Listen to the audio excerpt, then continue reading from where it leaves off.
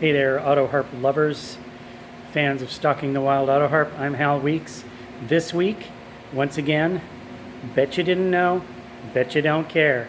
But I do. I think this is incredibly fun and geeky. I wanted to share with you something about tuning pins. Did you know that they're that long down inside your Autoharp? Did you ever wonder how they get down inside your Autoharp? You think we twist all these bad boys in by hand with a tuning wrench? Think again.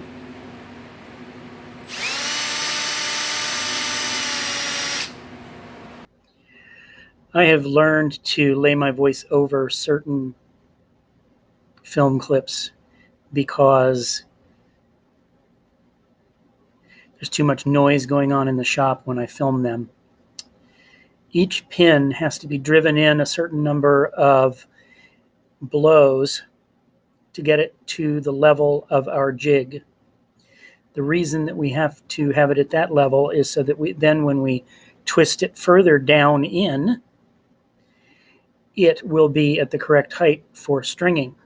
If it's not, then the pins all end up at different heights and the strings bend oddly after they cross the bridge. So they all have to be exactly the same height when they're done. So this is the beginning of that process.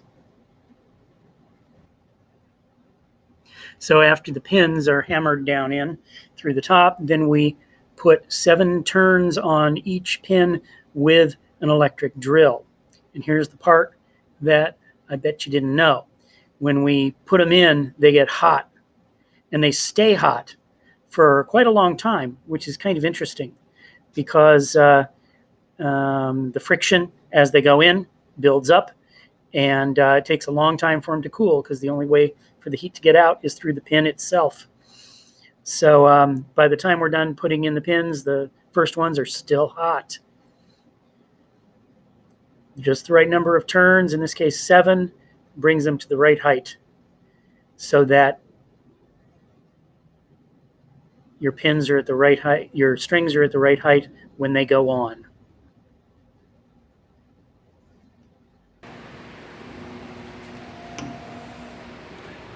So there you have it, the story of how the tuning pins get down inside your Autoharp.